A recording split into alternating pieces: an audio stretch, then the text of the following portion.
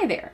I was just answering this email from a potential client who's created an amazing online course, but now she's stuck. She doesn't know how much to charge for it. And maybe you're there too. Maybe you're over there thinking, I don't even know if this course is going to sell. And if you're asking yourself that question, let me have a mom talk with you. After this video, I want you to make sure you check out this video because it's going to show you how to avoid that whole conundrum in the first place. Well, just like I'm about to get back to this potential client, in this video, I am going to walk you through my super secret method. Well, I guess it was super secret until now, on how you can price your course in a way that it's going to sell.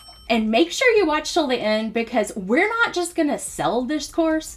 We are going to sell this course over and over and over again in a way that brings you in consistent, recurring monthly income. If you're new here, my name is Tanya. I'm a musician, blogger, passive income, and SEO specialist, and sometimes gardener. And today I'm going to teach you everything that I learned the hard way. So when it comes to pricing your online course, there are 3 things I want you to ask yourself. Thing number 1, what does your course teach? This is important because it's going to determine how much you can charge. If you're developing a course on how to do video editing, well, you know what? You can probably charge quite a bit more because that's in high demand right now. If you are creating a course on how to study for the ACT, you can charge quite a bit because that type of course is in high demand. And all the courses out there are priced accordingly.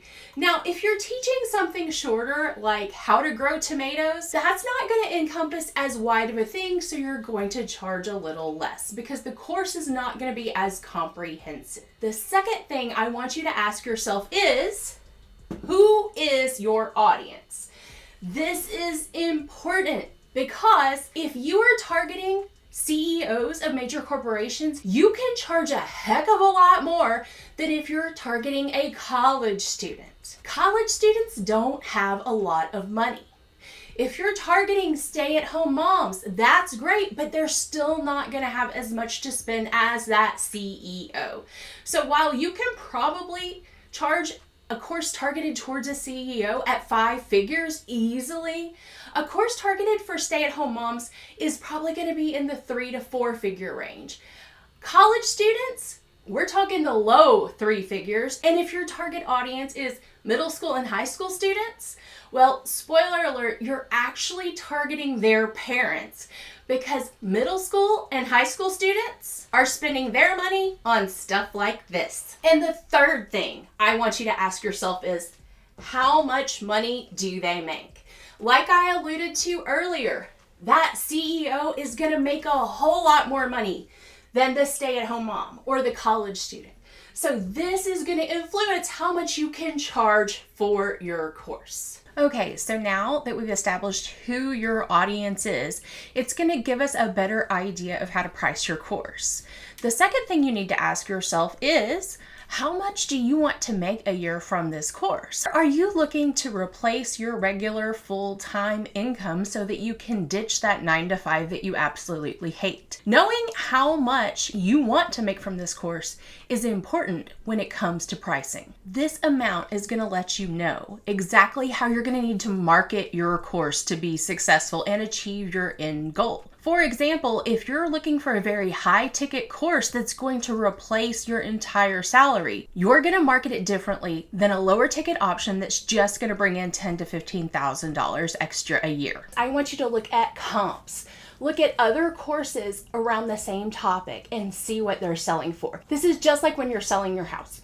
You look at the comps in the area, you see what other houses are selling for, and that tells you how you need to price yours. Now, it's really tempting to see everybody else's pricing and think, I can sell mine for less than them and I'll sell more courses.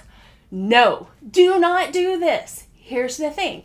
Why sell less when you can sell it at the same price and still sell more courses?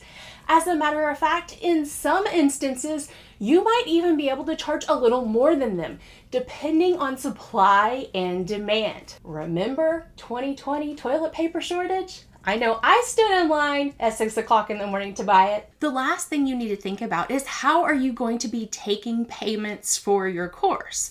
Because we do want to sell this after all. Or are you going to be selling it in a Google Drive or in a Facebook group or as unlisted YouTube videos?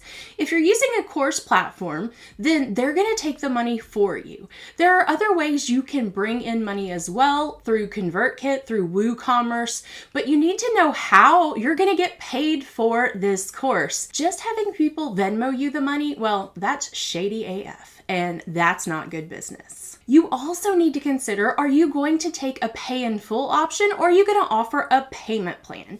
Each one has its advantages and disadvantages. A pay in full is great, but a payment plan means that you will have consistent monthly income coming in and will help you better estimate what to expect.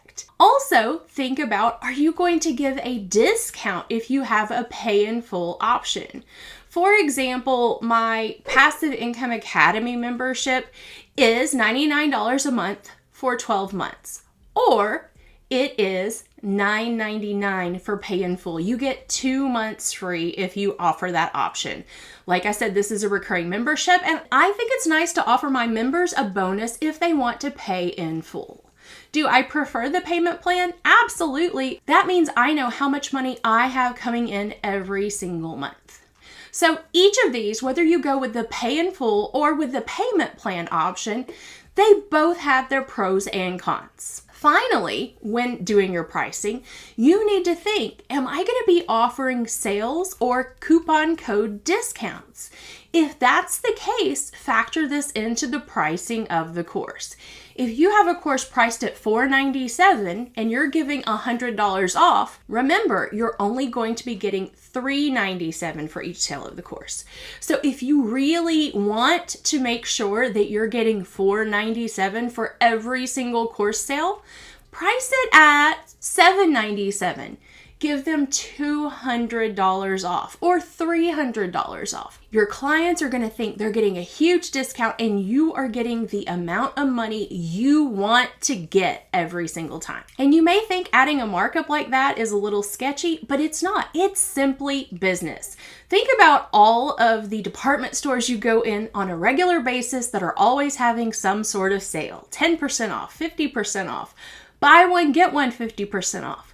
They have that sale factored into their bottom line pricing so they still make money.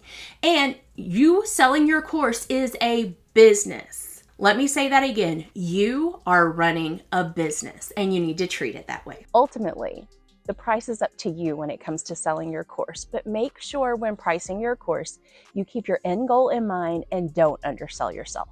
Until next time, peace out. Ultimately, the price is up to you when it comes to selling your course. Seriously, that's my script. The remnants of my script. Buster, are you proud of yourself?